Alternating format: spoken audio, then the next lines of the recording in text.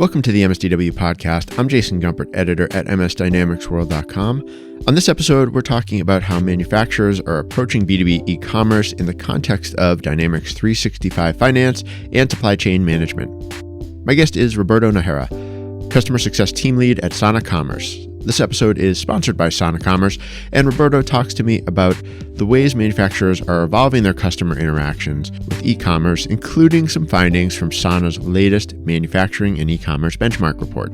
As e-commerce evolves, some principles do remain relatively consistent, like reducing complexity in the buying process and examining whether traditional interactions like phone, email, and fax can be transformed into an e-commerce approach that B2B customers will actually enjoy. But B2B commerce, by its nature, is more complex than B2C, and Roberto tells me about some of the ways he has been working with manufacturers to meet specific goals.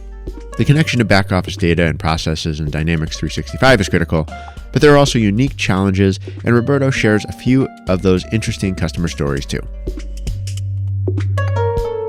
All right. Hi, Roberto. Welcome to the podcast. Thanks for joining me. Thanks for having me, Jason. As we start, can you maybe just tell us a little bit about who you are and what you do at Sana Commerce? Sure. So my name is Roberto. I am the team lead of the customer success team here at Sana Commerce. I've been with Sana now for about 2.5 years. My main role is to work directly with the customers on our platform, making sure they're getting the most out of the platform, making sure that they know, how to use all the features and discuss any customizations they might be looking for that maybe have anything to do with, specific business rules that pertain to their industry or just their specific customer base. So I'm the first line of defense for them to go to when they need something. All right. And today, what we wanted to talk about was some findings and some trends on specifically the manufacturing industry and e-commerce and why some of those challenges are particularly unique. Can you help set it up? I mean, why is manufacturing in particular an area where there's so much impact for e-commerce, or perhaps why there's so much still remaining to be done there? Sure. And I think a good place to start is traditionally e-commerce kind of took a back seat in this industry. And I think, especially now in the times of COVID and, the new future of what we're looking forward to as we come out of it is a realization by a lot of manufacturers that realize how important these online channels are for them. From what I understand, manufacturers have a lot of concerns, and it's one of those industries or spaces, broadly speaking, that faces a variety of pressures. When it comes to e-commerce, it's not always simple it's not always a simple question for these types of firms about why to decide to make an investment there as opposed to, any of the other areas where they might have, sort of a need to improve, right? When you talk to manufacturers that are either investing or changing their approach to e-commerce, what's some of the decisions that they're facing? Yeah, and I think that this is a trend that we've been seeing, especially recently over the last year, is, your customer, at the end of the day, if you're a manufacturing company, your customer is a person. And when they leave work and they go home and they do their shopping, they're doing it online and they're using these major e-commerce brands to get a really good experience when they buy stuff. And then they come into the office and they don't get that experience. And I think that a lot of manufacturers are starting to really feel that disconnect in the experience for the customer, for the end user. And those expectations are getting higher for what they want out of an e-commerce experience. So I think that's been part of this driver of wanting to improve their e-commerce, because at the end of the day, we all have experienced really good e-commerce. And I think a lot of us aren't really experiencing it in the B2B or in the manufacturer's kind of industry right now. And so there's some catch up to do there. When it comes to some of those B2B concerns, what are some of the investments that you expect to see or have been seeing as the pandemic has moved along, as the economy has sort of responded to, those conditions that we've all been living through? Companies have specific business logic that is, it's a big reason why it's not necessarily easy to spin up e-commerce, right? This isn't Amazon. It's not I sign in and I buy and I check out, right? There's typically going to be specific rules as to what I can buy, the prices I can buy at, the quantities I can buy specific to me that might not pertain to customer B. So a lot of the times, we here at Sana, we have, out of the box ways to handle that. But sometimes some customers need to take it further. And so some investments I see are making sure that their specific business rules and their business logic is in place in the ERP and in Sana to make sure that we're translating those rules and logic to their customers in the e-commerce space so that they can still get that experience that they maybe typically have to call in to their account manager to get. And now they can do that really in a self-serve environment. When it comes to making some of those decisions about, the features you need in a B2B e-commerce environment, who is making some of those decisions on the manufacturer side? And does it require special skills in terms of the team that's really responsible for putting that e-commerce experience in front of the B2B buyer? So I think that's a great question that can kind of go a few different ways, right? There are some experienced manufacturing companies that experience in e-commerce, and where sometimes their web shop that they're using isn't their first one. They probably have an e-commerce manager or someone that works just on their e-commerce. And then there are the people that are adopting e-commerce currently. And so with those, sometimes we're talking to a salesperson or we're talking to an IT person, and they're still trying to define who's going to manage what, because obviously it is a revenue driving tool, so relevant for someone on the sales team, but it also is a pretty technical product that does involve, I want to say it takes a lot of work on the back end to maintain, but it's not something that you just plug in.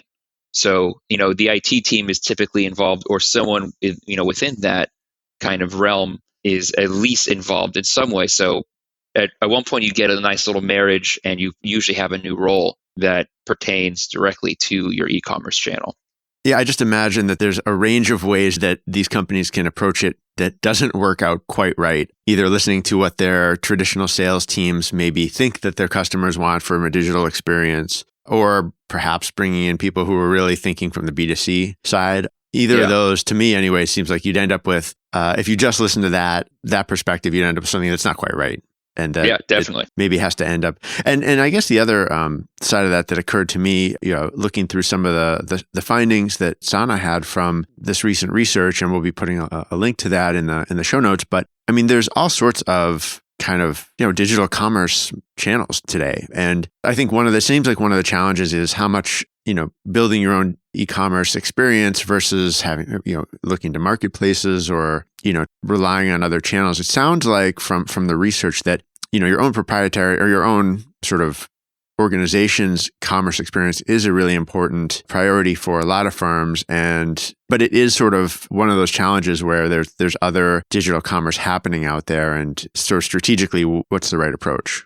You hit the nail on the head. There are a lot of different channels, but I think that, what is important to take a step back and look at is that over 50% of revenue is generated from online sales channels. And so it is really important to kind of put some major focus on that, because one thing that we do see occasionally is they get all this, they invest all this money, they get their website up, they're super proud of it, but they never thought to market it to their current customers. And so their customers don't even know it's there, or they don't think to use it.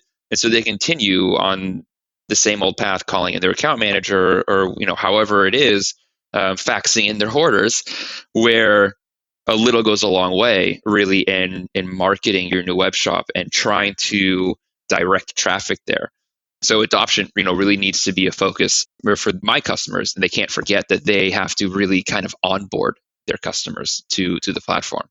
Yeah, I mean, just looking through some of the report findings, email, phone, and fax is in the list of one of the options that was asked of participants about the type of online or digital selling channel or model. I imagine that's, when you think about email and phone and even fax, I mean, do you hear companies sort of looking at how do we translate more of those types of communications into something that's self-service, that's a real sort of online e-commerce experience as a way to improve those customers' overall buying habits and experiences? as I'm introduced to customers, right, when they first are on Sana Commerce and I'm introduced to them as their success manager, I always like to ask them, where is your revenue coming from now? Like, where are most of your orders coming in? And a lot of them will say exactly what you said. That a lot of them are coming through email or phone, things like that. And so I will typically then follow that up with, what is your goal? Like, what do you want? Do you want them buying online? Do you like, you like getting those emails? And from there, we try to, work together to kind of find strategies to get their customers online. And, that can just be marketing tools, right? Getting the knowledge out there, sending them their logins, giving them maybe some sort of incentive to make either their first purchase or a repeat purchase online.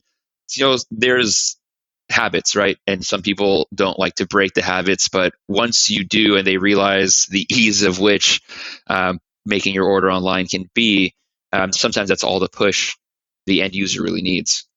Yeah. Are there other, I don't know, levels of readiness or levels of maturity that you see companies go through? Any other examples that they tend to have to work through? One thing that I had heard as an example, was kind of converting from the idea of just logging invoices into an e-commerce system to actually kind of encouraging more users to more customers to actually kind of engage with it. And that was actually a good example of stuff that happened in the last year, where I had a few customers that were essentially using us as an invoicing portal, and they still had their sales team, they still had orders being manually input. And then come pandemic, they had to have nimble teams. They realized that it was going to be a little more difficult to continue business as usual. And they looked at us and say, wait, we can have like a catalog. We can have like an open web shop, right? And it's like, yeah, it's right there at your fingertips. And so converting from that invoicing or kind of AR portal into a full-blown web shop was something that happened quite a few times over the last year for customers that were kind of happy with the status quo leading up until the pandemic. And then once they realized the potential of what they had essentially already available to them, it definitely was a big impact for them. In a case like that, is it a matter of really just changing the way the organization and their customers sort of work together, or is there also usually a level of let's make sure we enable our web shop to be able to handle a richer experience for our customers, or is it kind of a mix of both? It's a little bit of a mix of both. For some companies, they're a little more complex, but at a company like Sana, we're directly integrated into Dynamics, right? So as long as that business logic is there, we naturally read it and pull it into the web shop. So there's typically some toggles to play with and some setup to do, but it's pretty intuitive as to what you're doing. Of course, if you have super complex rules that you're pulling from multiple different fields in Dynamics, and then it might require a little more hand holding. But typically, in theory, right, it is a matter of, all right, turn on the web shop. It's kind of as simple as that. And for some customers, it literally was like on-off switch. Well, maybe we should just touch on that also for people who may be listening who haven't seen a sort of an e-commerce model for B2B that works directly with ERP. Can you talk about maybe some of the fundamentals when it comes to Dynamics integration, just so our listeners maybe have a better sense of what some of those key points are? The benefit of being directly integrated into Dynamics means everything is happening in real time. Our system is directly connected to your system. So they're talking and pulling information immediately and directly and in real time, and not waiting for a third party to sync data. We're not relying on another source of data. So if customer A and B are both looking at the same product and customer A buys it, customer B will see a change in inventory, assuming that your business logic allows for that to happen. But seeing that in real time does help minimize errors in things like things being out of stock because of high demand. So we really take advantage, or our customers really take advantage of that, and it also makes turning your e-commerce really into a powerful tool that is based on your business logic. It makes it a lot easier. You don't have to manage multiple systems, right? You're managing one. You can make changes in Sana that reflect in the ERP and vice versa. So You don't have to go into your e-commerce platform, make some changes, and then log into your ERP and then make those changes again. So, we're trying to minimize human error as well, and also just manual workload as much as possible.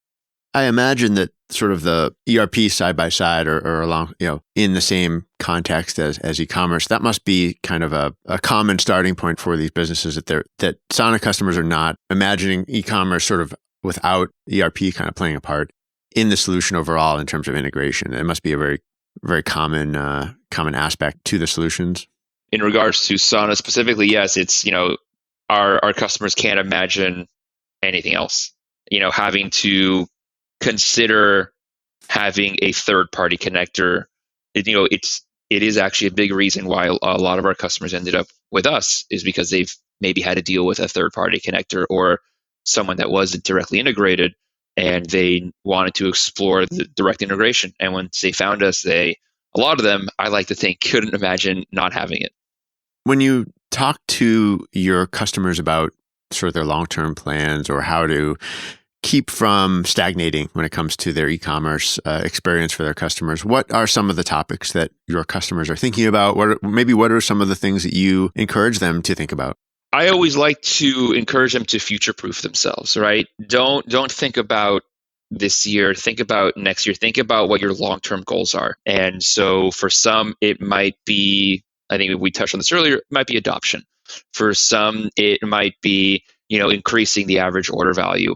So I think it's looking at what your long-term goals are and seeing how you can influence that with your e-commerce platform. We have this tool we call Sana Commerce Insights.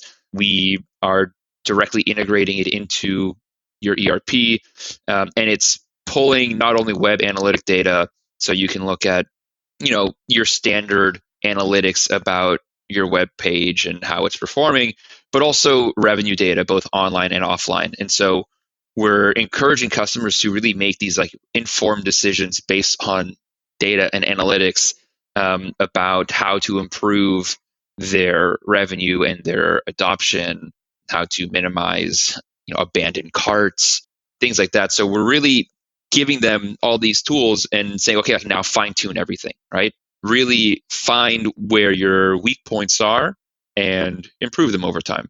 And sometimes it really is just taking a step back and looking at the future and what you're trying to do next year and the year after. And we are doing our best to remain nimble and future-proof ourselves so that we can keep up with our customers as they are also making these changes. Yeah, I imagine insights and the ability to put some interesting reporting and analysis behind the actual behavior or the work that the system is doing must be eye-opening. I mean, it's helpful in all sorts of scenarios, but seeing some of those key metrics that you mentioned must really change some of the conversations in terms of what companies think about how their customers are consuming. It really is eye-opening for some of these customers to be able to look at the comparison of, even just online versus offline average order values and try to understand that. So you can narrow it down by salesperson or, account manager or product group and really look at what all these different stats are. And for me, I think the coolest part is being able to see all that historical ERP data, because we are getting it from your ERP. So we're not just looking at what's being ordered through your web shop. And so it helps you make that comparison of what you're doing with your salespeople and offline and what you're doing online. And it does give them ways to consider how to transition that right into all online revenue. You talk to a lot of businesses and you've seen a lot of e-commerce implementations. Are there ideas that some of your customers have that still surprise you, or types of products they're trying to sell that you hadn't imagined would be part of an e-commerce platform? One of my customers is actually one of my favorite cheese companies, and they are working on a fun problem where they're selling a product that sometimes isn't in the ERP yet because it isn't made yet. So we're working with them on some solutions on how we can best do that, right? Because it's just an interesting, unique situation that really only works for cheese, or at least for maybe a perishable. And so it's still being aged, that kind of thing? that, or it just hasn't been made. You know, I guess that would be it. It's still being aged, and so it's, you know, not ready for sale, but it's always kind of in the works. And so, you know, sometimes they're dealing with like negative values or zero values in the ERP, but they don't want to show out of stock. So, we're working with them on how to build this kind of unique shopping experience for their customers where they can still see some sort of availability, even if technically in their ERP it's zero. But yeah, you know, customers get really creative. I think as customers become more and more mature, they kind of come to realize what they can play with and what they can build. One of my more mature customers that I'm working with right now is currently building out like a virtual warehousing tool that they are super excited about. And it's pretty unique, and it's pretty cool what they're doing. And for them, they're seeing it as a game changer. Right. And so being a part of that and hearing them say that to me, it's like, cool. Like, I can't wait to see a year from now the difference that it made for your business. And so things like that always surprises me. And when they're making, I wouldn't say recommendations, but when they come to with these ideas to me and my team, and, you know, the more technical side of things, it always is really exciting to see them really mature in their e-commerce journey. That is interesting. And I just imagine that different organizations have different priorities. I mean, just looking at, just to go back to some of the research findings, I mean, the priorities are all over the place in terms of, you know, and they're all very good ones, it seems like, but, you know, whether it's customer experience improvement or revenue growth or other business performance metrics, you must be seeing this, that various organizations are really trying to achieve different things with their e-commerce investments. Yeah, definitely. And I think that now more than ever, the most important thing is that customer experience. And I think this, you know, does tie back to what we touched on at the beginning about the expectations that customers have, and customers expecting that kind of B2C or D2C experience in a B2B company. I have two good examples of that. You know, I had a big strategic meeting with one of my customers, and a big manufacturing company at the end of last year, and we were discussing what is your goal for 2021, and their number one initiative for 2021 is improving the customer experience. It is all about customer experience, and so it is kind of cool to see that take the forefront. And I think some customers are also seeing that and maybe finding that out the hard way. There was anecdotally a new customer for us that towards the beginning of COVID, they had essentially one humongous customer themselves. You know, they work in the automotive industry, and they had one electric vehicle customer that was huge. And that customer left and said, you know, sorry, we're actually going to go to X, Y, and Z competitor. I know they're more expensive, but they have a web shop, and it just makes our lives easier. So we're willing to pay a premium so that we can not have to deal with other ways to order, and we can shop online. And so that put them into this rush of, we have to have e-commerce ASAP. And so they got Sana, they went live, and they got back their customer. But, you know, they kind of found out the hard way how important that experience is. Yeah, it sounds like it's something that's really changing rapidly right now, and I look forward to, you know, hopefully reconnecting with you and your team in the near future to see sort of what, you know, at the end of 2021, what else has changed, what priorities, what, you know, trends have shifted once again. Yeah, and I think it's one of those things where, you know, I know that I mentioned earlier to future-proof yourself and think in the future, but what you just said is pretty accurate, where things are changing constantly. What makes sense today might not make sense next year. As much as that kind of goes against what I did say earlier, I think that it's part of future-proofing yourself, right? And making sure that you are ready for how the industries are going to change, how your buyers are going to change, and keeping up with it, and making sure that you're flexible and that you're working with a flexible platform that is there with you. Great topic, and certainly one that, you know, we'll definitely be talking about a lot going forward. I can't imagine any way to ignore it, really. So, yeah, Roberto, thanks so much for taking the time. Really fun chatting with you here, and great report that your team put out. Yeah, thanks so much for having me, Jason. Yeah, looking forward to maybe doing another one of these in the future. This has been another episode of the MSDW podcast. My thanks once again to Roberto Najera from Sonic Commerce for joining me today. For more information on the State of Manufacturing and E-commerce Benchmark Report, you can find a link in the podcast description to that. And that's it for today. If you want to get in touch with me, you can reach me by email, jgumpert@msdynamicsworld.com. You can also follow us on Twitter and on LinkedIn. Until next time, this is MS Dynamics World, signing off.